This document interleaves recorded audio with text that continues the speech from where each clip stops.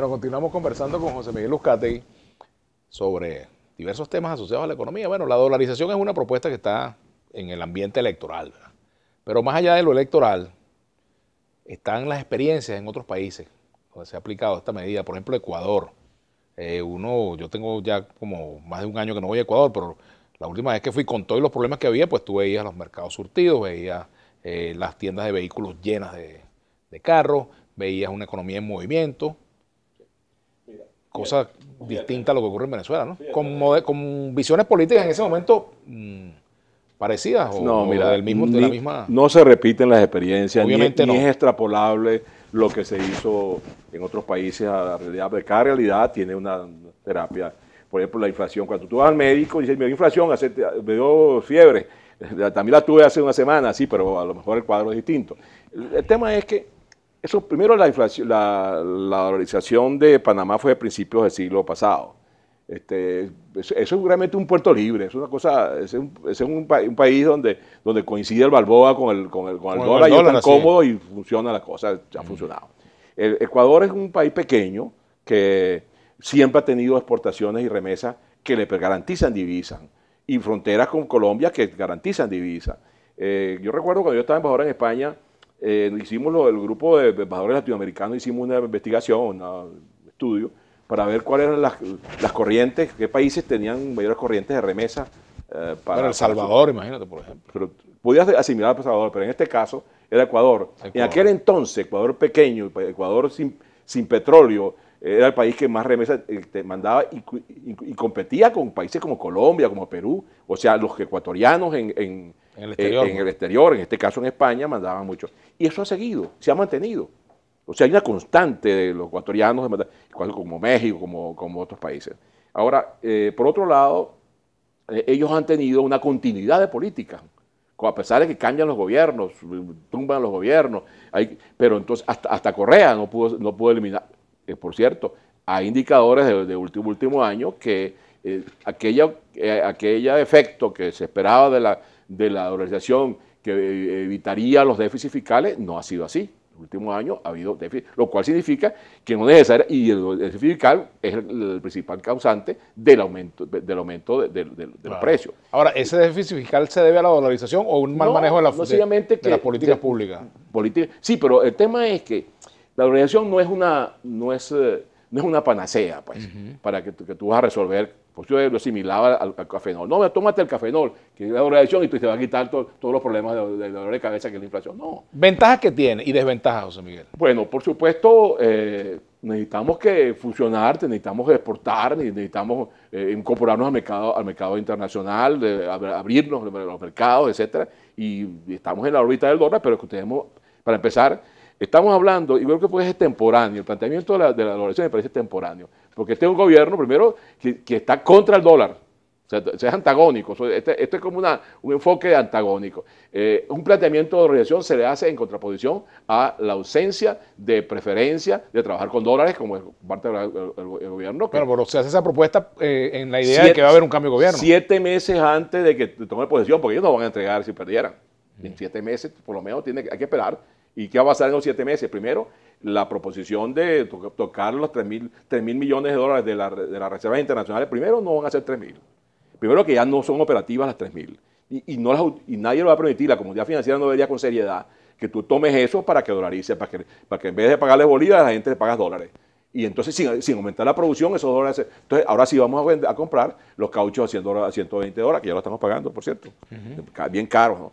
Entonces, ¿qué pasa? Mientras no haya un ataque, esto es como utilizar un arma, las guerras convencionales no necesariamente son las que resuelven los problemas de bélicos, de fronteras, etcétera. Entonces hay que utilizar todos los instrumentos. La economía la política económica tiene un instrumental muy variado que se combina diferente. O sea, los ecuatorianos, los salvadoreños, etcétera. Y no solo los salvadoreños, Guatemala, todos esos países de Centroamérica tienen una remesa importante, como tú sabes. Ahora, pero volviendo a nuestra realidad, yo creo que es extemporáneo. Yo no la descarto para su estudio, lo que descarto es el timing de la decisión y el planteamiento aislado respecto a otras cosas que hay que hacer.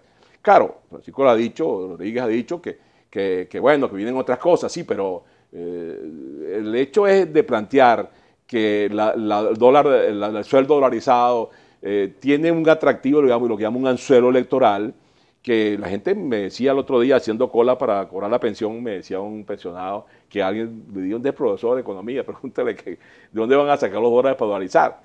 Y entonces él me dice, pero bueno, si no tienen dólares para pagar el servicio exterior, si no tienen dólares para importar, no tienen dólares para pagar la deuda, y tienen default selectivo, ya aumentando cada vez. Ahora, no puede haber un préstamo, por ejemplo, para dolarizar, nadie te va a prestar para eso. Nadie te va a prestar para una política aislada, porque es una acción aislada. Se supone que no sería una política aislada, ¿no? Pero aislada, te vendes el paquete, no te compran la acción, la medida aislada, te piden que haya coherencia, que el modelo esté completo, que te digan que vas a hacer lo fiscal, que vas a hacer lo monetario, que vas a hacer... Claro, estamos a 20 días de las elecciones, o no sé cuántos días de las elecciones, por supuesto, ese planteamiento no lo va a entender la comunidad financiera como serio.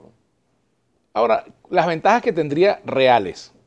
Bueno, mira, por supuesto, habría que ver cómo se combina eso con otras modalidades, si los cambios van a ser diferenciales, si el cambio único, si va a haber una caja de conversión, si va a haber, o sea, todo depende, y eso no está planteado porque esa discusión no se ha hecho.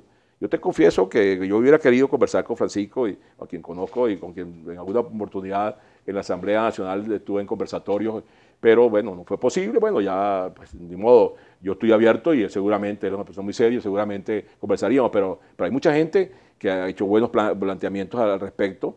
Un exalumno mío, del decano de Economía de Ronald Balsa, ha hecho buenos planteamientos. Zambrano ha leído buenas cosas de muchachos economistas jóvenes que han hecho planteamientos serios y bueno, la idea es que nos sentemos a conversar a ver qué... ¿Es válido el planteamiento del gobierno en cuanto a que la dolarización atentaría contra la soberanía?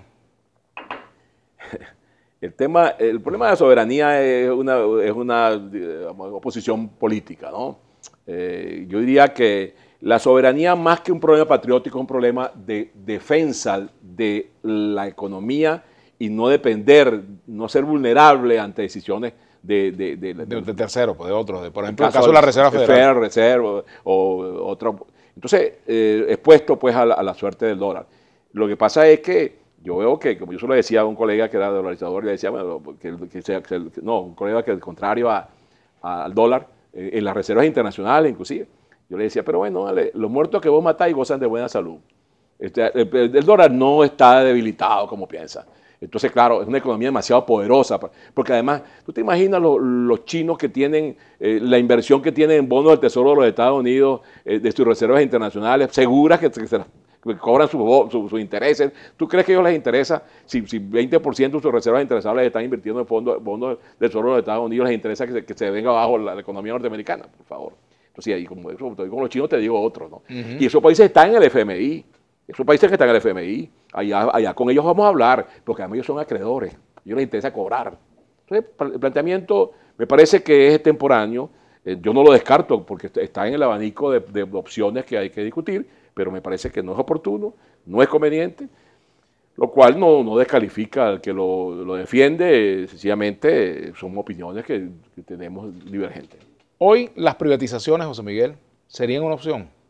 Empezando por el petróleo, depende, fíjate. Tú y yo fui testigos de una conversación que nos pidieron en una oportunidad hace menos de un año. La Cámara Petrolera. La Cámara de Empresas Productoras de Hidrocarburos.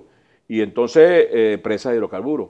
¿Y cuál es el planteamiento? No lo voy a hacer en público todo lo que nos dijeron, pero lo cierto es que el mecanismo del 60-40 o el 40-60 puede ser revisado. Los brasileños con Lula hicieron acuerdos para la explotación offshore de Río de Janeiro con Petrobras, que funcionó, donde le daban más participación al sector privado, que invierte, que arriesga y que va a permitir que entre en divisa a un país, un monstruo como el Brasil. Entonces yo lo que creo es que definitivamente hay que una apertura, no quiere decir como Río en Conuco, que vengan y todo se privatice. Lo cierto es que el Estado es muy mal empresario. Entonces el Estado, las cosas que no están en producción hay que ponerlas a producir, sea del Estado o sea privado. Claro, hay unos límites constitucionales que se deben respetar, ¿no? Que son, por ejemplo, el hecho de que la industria debe estar mayoritariamente controlada por el Estado venezolano. Sí, O sea, hubo una amenaza de algunos, de